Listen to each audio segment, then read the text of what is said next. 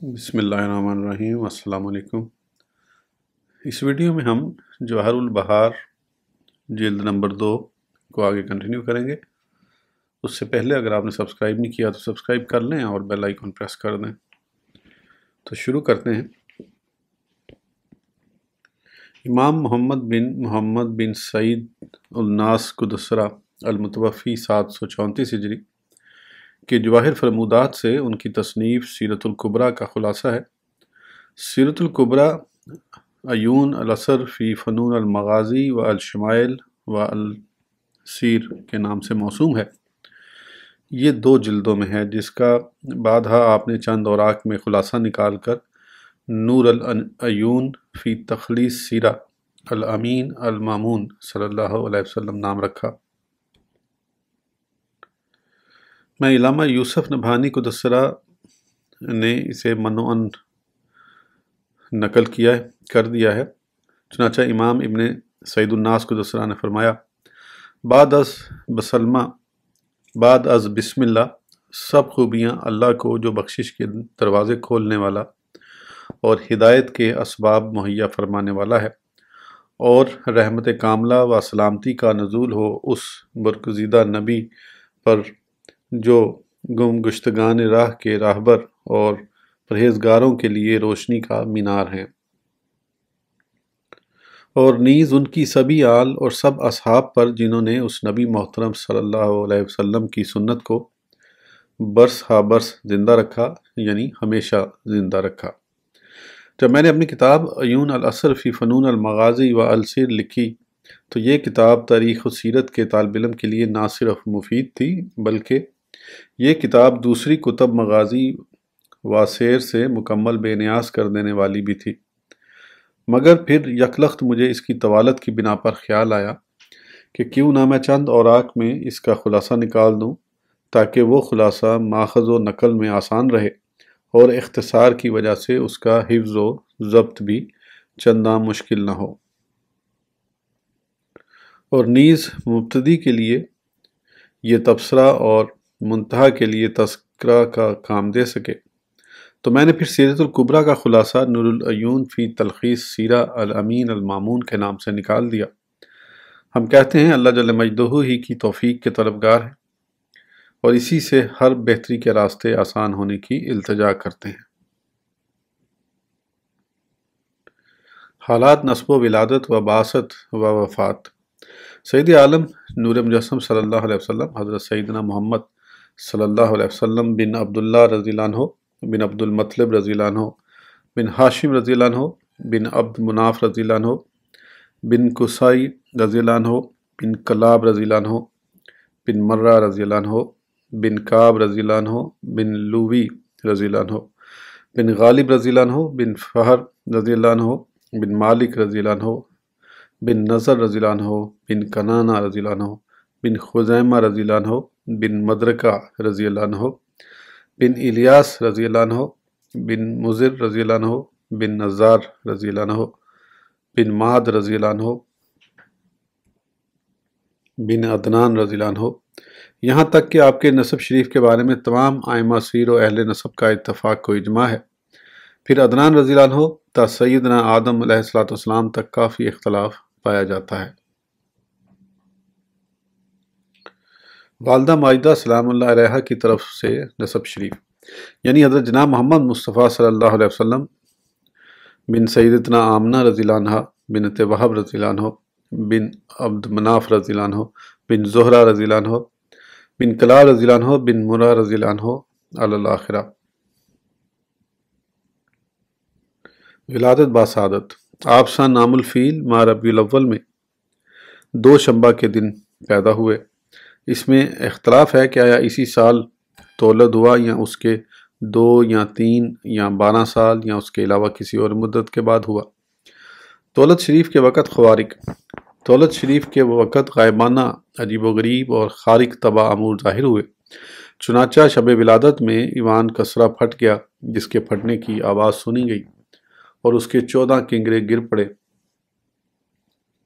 فارس کے آتش کدے سرد پڑ گئے جو 1000 سال سے مسلسل جلتے چلے آ رہے تھے۔ بخیرہ ساوا یکایک خشک ہو گیا۔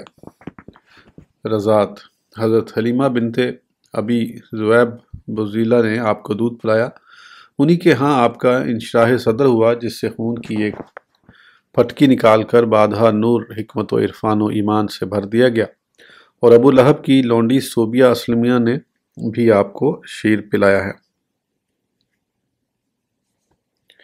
نگہداشت فرمانے والے حضرات، حضرت ام یمن برکت حبشیہ رضی اللہ عنہ نے بھی سید عالم صلی اللہ علیہ وسلم کی پرورش کرنے کی سعادت حاصل کی ہے۔ حضرت ام یمن رضی اللہ عنہ سید عالم صلی اللہ علیہ وسلم کے والد محترم حضرت عبداللہ رضی اللہ عنہ کے ترکے سے آپ کو وراثت میں ملی تھیں۔ جب عمر رسیدہ ہو گئی تو آپ نے انہیں آزاد فرما دیا تھا، اور حضرت زید بن حارثہ رضی اللہ عنہ سے ان کا نکاح فرما دیا تھا۔ انہی سے اسامہ بن زید حب النبی صلی اللہ علیہ وسلم کا تولد ہوا۔ والدین کریمین رضی اللہ عنہما کی وفات، حمل شریف کو 2 ماہ پورے ہوئے تو والد محترم رضی اللہ عنہ وفات پا گئے۔ بعض علماء سیر کا کہنا ہے کہ آپ کی عمر مبارک 2 ماہ کی تھی کہ آپ کے والد ماجد رضی اللہ عنہ کا وصال ہوا، اور بعض نے فرمایا کہ اس وقت عمر شریف 7 ماہ کی تھی، اور بعض نے فرمایا کہ اس وقت آپ 2 سال 4 ماہ کے تھے جبکہ آپ کے والد محترم رضی اللہ عنہ رخصت ہوئے۔ آپ 4 یا 6 سال کے تھے کہ آپ کی والدہ ماجدہ سلام اللہ علیہا بھی رحلت فرما گئی۔ حضرت عبد المطلب رضی اللہ عنہ و ابو طالب کی کفالت، والدہ قدسیہ رضی اللہ عنہ کی وفات شریف کے بعد آپ کے جد امجد حضرت عبد المطلب رضی اللہ عنہ آپ کے کفیل ہوئے۔ جب آپ 8 سال 2 ماہ 10 دن کے ہوئے تو آپ کے جد امجد حضرت عبد المطلب رضی اللہ عنہ بھی وفات پا گئے۔ پھر حسب وصیت آپ کے چچا ابو طالب آپ کی تربیت کے کفیل بنے۔ شام کا پہلا سفر۔ جب سید عالم صلی اللہ علیہ وسلم 12 سال 2 ماہ 10 دن کی عمر شریف کو پہنچے تو آپ بھی اپنے چچا ابو طالب کے ہمراہ ملک شام روانہ ہوئے۔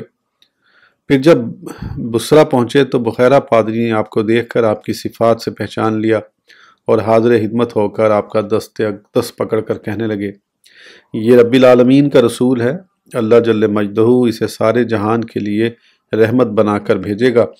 قریشی بولے، تجھے کیسے معلوم ہوا؟ تو اس نے کہا، جب تم گھاٹی پر چڑھ رہے تھے تو اس وقت کوئی درخت و پتھر ایسا نہ تھا جس نے انہیں سجدہ نہ کیا ہو، جبکہ پتھر و درخت پیغمبر کے سوا کسی دوسرے کو سجدہ نہیں کرتے، اور ہم انہیں اپنی کتابوں میں بھی یوں ہی پاتے ہیں۔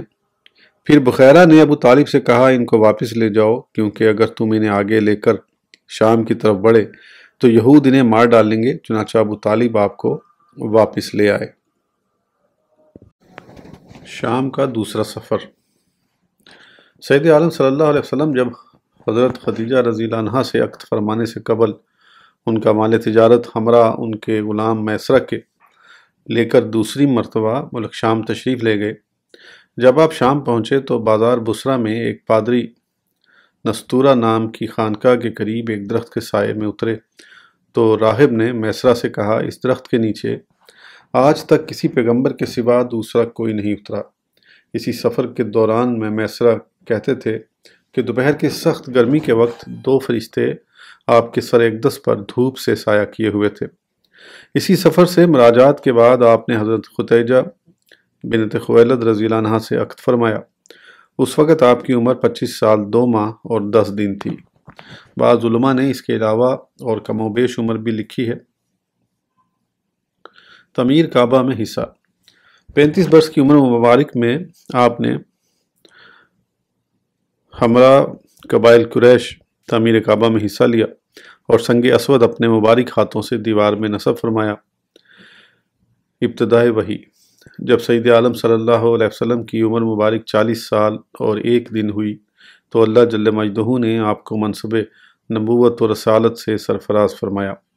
ایک دن آپ حسب معمول غار حرا میں مراقب تھے کہ جبریل غار حرا میں پیغام لے کر حاضر ہوئے اور آپ سے عرض کیا، پڑھیے۔ تو آپ نے فرمایا، میں نہیں پڑھتا یا میں پڑھا ہوا نہیں، حتیٰ کہ جبریل نے مجھے پکڑ کر بھینچا یہاں تک کہ وہ مجھ سے غایت وسع و طاقت کو پہنچا، یا یہ معنی ہے کہ وہ مجھ سے تھک گیا۔ پھر جبریل نے مجھے چھوڑ کر کہا، پڑھیے۔ میں نے کہا، میں نہیں پڑھتا یا میں پڑھا ہوا نہیں۔ پھر تیسری مرتبہ کہا، پڑھیے، پڑھو اپنے رب کے نام سے جس نے پیدا کیا۔ آدمی کو سکھایا جو نہ جانتا تھا۔ آپ کی نبوت کی ابتدا 8 ربیع الاول دوشنبہ کے دن ہوئی۔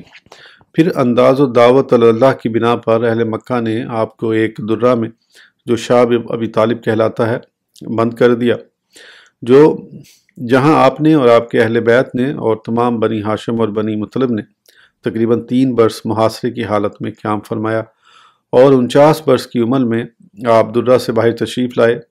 محاصرہ ختم ہونے کے 8 ماہ 21 دن بعد آپ کے چچا ابو طالب فوت ہو گئے، اور ان کی وفات کے 3 دن بعد حضرت خدیجہ رضی اللہ عنہا بھی وفات پا گئی۔ 50 برس 3 ماہ کی عمر شریف میں شہر نصیبین کے جن حاضر ہوئے اور ایمان لائے، اور 51 برس 9 ماہ کی عمر مبارک میں مقام ابراہیم اور زمزم کے مابین بیت المقدس تک آپ کو سیر کروائی گئی۔ پھر حسب سیر سابق براق پر سوار ہو کر تمام آسمانوں سے اوپر تک کی سیر فرمائی، اور اسی سفر میں نماز فرض ہوئی، اور 53 برس کی عمر مبارک میں بروز دوشنبہ 8 ربیع الاول کو آپ نے مکہ مکرمہ سے مدینہ منورہ کی طرف ہجرت فرمائی، اور دوشنبہ ہی کو آپ مدینہ منورہ میں پہنچے اور پورے 10 برس یہاں قیام رہا، اور یہیں وصال شریف بھی ہوا۔ اس میں یعنی تاریخ ہجرت و وفات و دخول مدینہ منورہ کی تعین میں مورخین کا اختلاف ہے۔ ہم نے ان تواریخ سے جو ہمارے ذہن میں تھیں اپنی کتاب عیون الاثر میں وہی ذکر کی ہیں۔ دیگر امور ہائے متعلقہ تبلیغ و سیاست ہائے مدن کے علاوہ اس 10 سالہ مدت کے زمانے میں آپ نے بنفس نفیس 25 جنگیں لڑی ہیں۔ بعض ائمہ مغازی و سیر کہتے ہیں کہ 27 جنگیں لڑی ہیں، جن میں سے 7 میں آپ کو شدید لڑائی لڑنا پڑی۔ وہ یہ ہیں: بدر، احد، خندق، بنو قریظہ، بنو مستلق، خیبر، حنین، طائف۔ بعض ائمہ مغازی نے فرمایا کہ وادی القرا اور غابہ میں بھی قتال وقوع میں آیا تھا۔ نیز اسی 10 سالہ دور میں 50 کے لگ بھگ آپ نے حسب موقع مختلف فوجی دستے بمقابلہ دشمن روانہ فرمائے۔ سید عالم صلی اللہ علیہ وسلم نے حج کی فرضیت کے بعد صرف ایک مرتبہ حج فرمایا ہے، جو حجۃ الوداع کہلاتا ہے، اور فرضیت سے پہلے 2 مرتبہ حج فرمایا۔ آخری حج کی کیفیت: سید عالم صلی اللہ علیہ وسلم حجۃ الوداع کے لیے تیل، خوشبو، کنگھی استعمال فرما کر دن کے وقت روانہ ہوئے، اور رات مدینہ منورہ سے 6 میل کے فاصلے پر ذو الخلیفہ میں بسر فرمائی، اور ارشاد فرمایا کہ آج رات میرے رب کی طرف سے ایک پیغمبر نے مجھے یوں کہا کہ اس مبارک وادی میں نماز پڑھیے اور حج و عمرہ دونوں کی نیت فرمائیے۔ چنانچہ آپ نے قران یعنی حج و عمرہ دونوں کی نیت سے احرام باندھا۔ پھر آپ اتوار کی صبح کو کوہ خدا کی بالائی گھاٹی کے راستے مکہ مکرمہ میں داخل ہوئے اور طواف قدوم فرمایا، جس میں 3 چکروں میں رمل فرمایا اور 4 میں آہستہ اور معمول کے مطابق مشی فرمائی۔ پھر آپ نے سوار ہو کر صفا و مروہ کی سعی فرمائی۔ سعی سے فراغت کے بعد آپ نے حکم فرمایا کہ جن کے ساتھ ہدی کے جانور نہیں ہیں وہ احرام سے نکل آئیں۔ پھر آپ نے کوہ حجون کی بالائی جانب قیام فرمایا۔ پھر آپ یوم ترویہ یعنی 8ویں ذوالحج کو منا کی طرف روانہ ہوئے، اور یہاں آپ نے ظہر، عصر، مغرب، عشاء اور 9ویں ذی الحج کی فجر کی نمازیں ادا فرمائیں، اور یہیں رات کا قیام فرمایا۔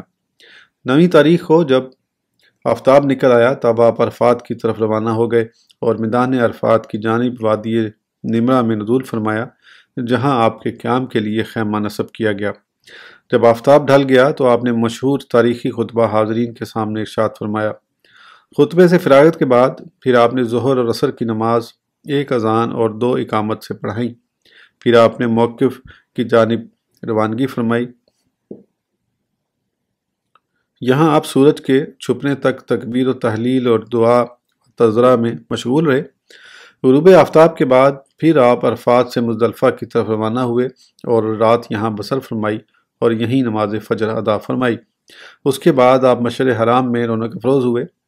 پھر سورج نکلنے سے پیشتر منا کی طرف روانہ ہو گئے اور جمرہ عقبہ پر 7 کنکریاں ماریں، اور ایام تشریق کے بقیہ 3 دنوں میں پیدل تینوں جمرات پر 7 کنکریاں رمی فرماتے رہے، اور رمی جمار کی ابتدا جمرہ اولا جو مسجد خیف کے متصل ہے سے فرماتے، اس کے بعد جمرہ وسطیٰ پر، پھر جمرہ عقبہ پر۔ آپ نے جمرہ اولا اور جمرہ وسطیٰ کے پاس نہایت لمبی دعا ارشاد فرمائی۔ رمی سے فراغت کے بعد آپ پھر مینا میں تشریف لائے اور یہاں اونٹوں کی قربانی فرمائی۔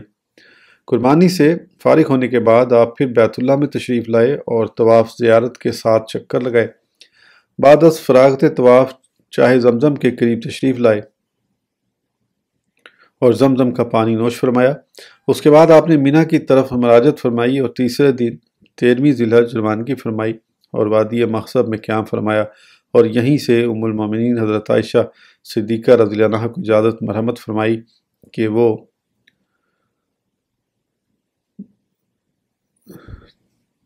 تنسیم سے احرام باندھ کر عمرہ پورا کر لیں۔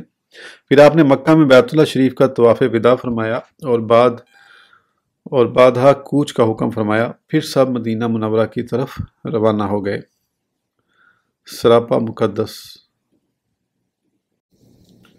میانہ قد نہ بہت دراز اور نہ ہی کوتاہ، بلکہ میانہ مائل بدرازی، کندھوں کا درمیانی حصہ فراخ، رنگ مبارک گورا، مائل بسرخی، روشن و تاباں، گیسو مبارک کان کی لو تک، ریش مبارک اور سر مبارک میں تقریباً 20 بال مبارک سفید تھے، نورانی و خوبرو چہرہ جو 14ویں کے چاند کی مانند چمکتا تھا، اعضائے مقدسہ میں توسط و اعتدال، آپ جب گفتگو فرماتے تو سب پر چھا جاتے اور جب خاموشی اختیار فرماتے تو وقار و ہیبت اور روب ٹپکتا۔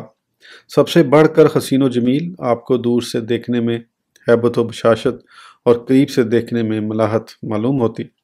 شیریں کلام تھے، پیشانی مبارک چوڑی، باریک و دراز بھویں مبارک، بینی مبارک خوبصورت و دراز تھی جس کے وسط میں نور درخشاں تاباں تھا، دہن مبارک فراخ، رخسار مبارک ہموار، دندان ہائے پیشین فراخ روشن و تاباں جن سے بوقت تکلم نور چھنتا تھا۔ ہر دو شانے کے درمیان مہر نبوت۔ خلاصہ یہ کہ جو بھی آپ کو دیکھتا تو بے ساختہ یہی کہتا کہ آپ جیسا دیکھنے میں نہیں آیا۔ اسماء گرامی۔ سید عالم صلی اللہ علیہ وسلم فرماتے ہیں، میں محمد ہوں، میں احمد ہوں، میں ماہی ہوں کہ میرے ذریعے اللہ تعالیٰ کفر مٹائے گا، اور میرا نام حاشر ہے کیونکہ میرے قدم پر لوگ اٹھائے جائیں گے، اور میرا نام عاقب ہے، اور عاقب وہ جس کے بعد کوئی نبی نہیں، اور ایک روایت میں آیا کہ میں مقتدی ہوں یعنی سب انبیاء کے بعد آنے والا، اور میرا نام نبی توبہ اور نبی رحمت ہے، اور صحیح مسلم میں نبی الملہمہ مروی ہے یعنی رسول جہاد صلی اللہ علیہ وسلم۔ قرآن کریم میں آپ کے اسماء گرامی، اور قرآن کریم میں آپ کے اسماء گرامی اور القاب یہ ہیں: بشیر، نذیر، سراج منیر، روشن آفتاب، رؤوف، رحیم، رحمت للعالمین، محمد، احمد، طٰہٰ، یاسین، مزمل، مدثر، ابدھا صلی اللہ علیہ وسلم، جیسا کہ قرآن کریم نے اس آیت میں فرمایا، سبحان الذی اسریٰ بعبدہ لیلا من المسجد الحرام الی المسجد الاقصیٰ، پاکی ہے اسے جو اپنے بندوں کو راتوں رات لے گیا مسجد حرام سے مسجد اقصیٰ تک۔ اور عبداللہ جیسے اس آیت کریمہ میں اللہ جل مجدہ نے آپ کو عبداللہ ذکر فرمایا، فَإِنَّهُ لَمَّا قَامَ عَبْدُ اللَّهِ يَدْعُو، اور یہ کہ جب اللہ کا بندہ اس کی بندگی کرنے کو کھڑا ہو۔ اور نذیر مبین جیسے اس آیت میں ہے صلی اللہ علیہ وسلم، وَقُلْ إِنِّي أَنَا النَّذِيرُ مُبِينٌ، اور فرماؤ کہ میں ہی ہوں صاف ڈر سنانے والا۔ اور مذکر صلی اللہ علیہ وسلم جیسے اس آیت میں ہے، انما انت مذکر، تم تو یہی نصیحت سنانے والے ہو۔